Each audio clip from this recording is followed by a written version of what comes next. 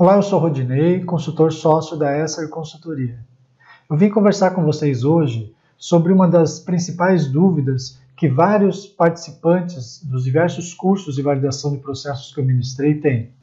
Como eu determino o número de lotes necessários para a validação do processo? Então, o primeiro ponto que nós temos que considerar é que a empresa ela deve demonstrar alto grau de conhecimento do seu processo e da sua estratégia de controle para apoiar a comercialização dos seus produtos no mercado. A orientação de 2011 do FDA para a indústria questionava o uso de 3 lotes para validação do processo e já recomendava uma abordagem do ciclo de vida do produto para validação, considerando os 3 estágios, que são os 3 estágios do Quality by Design do ICH. Práticas do desenho do processo cientificamente sólidas, a qualificação do processo e a verificação continuada do processo. As agências consideram a validação como um exercício que não se destina apenas à compreensão consistente do processo, mas também para demonstrar que garante que o processo continua atendendo ao seu espaço de desenho, produzindo o produto consistentemente e atendendo aos seus atributos críticos de qualidade.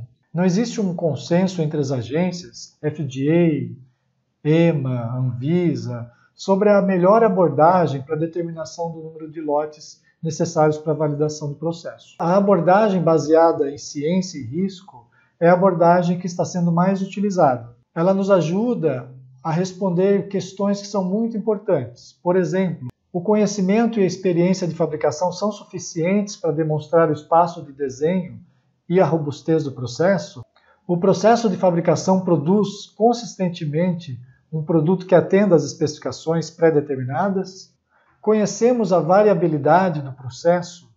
Compreendemos o impacto das diversas fontes de variabilidade do meu processo nos atributos críticos de qualidade do produto? Qual o nível de risco associado ao meu processo de fabricação? O processo está sob controle?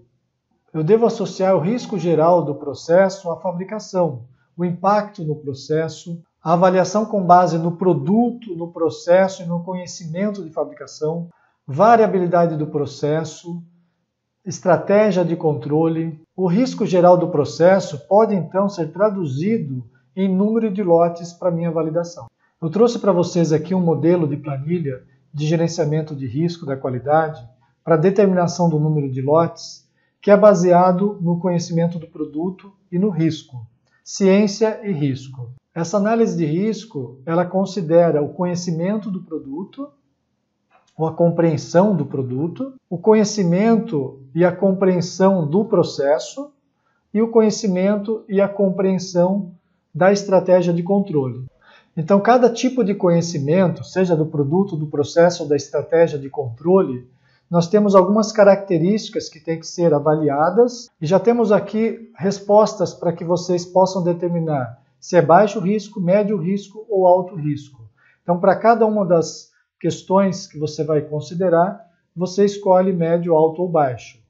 Por exemplo, sobre a identificação dos atributos críticos de qualidade, se a empresa já desenvolveu o produto utilizando os conceitos do Quality by Design ou a fase 1 para validação do FDA, ela já determinou os atributos críticos de qualidade com uma abordagem físico-química, biológica, do conhecimento farmacotécnico e Quality by Design usados para projetar a formulação do medicamento ou do produto.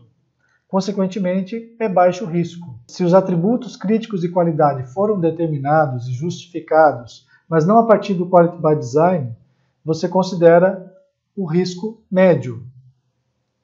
E se a especificação do produto ela veio a partir de tentativa e erro no desenvolvimento, considera-se o risco alto.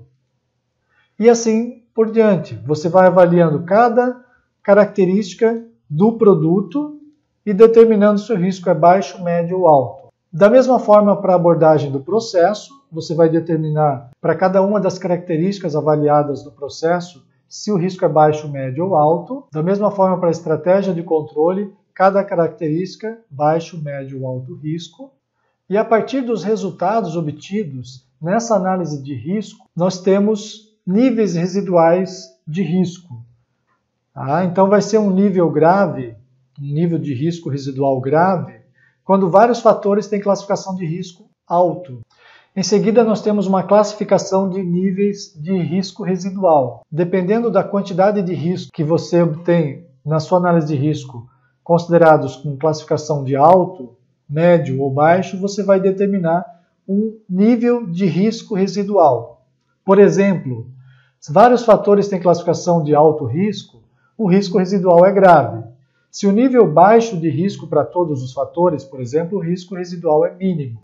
E a partir do número de fatores com risco baixo, médio e alto para a compreensão do produto, processo, estratégia de controle, nós temos um risco residual geral, que pode ser alto, médio ou baixo. E de acordo com o nível de risco residual geral, é que nós vamos determinar o número de lotes necessários para a validação do processo.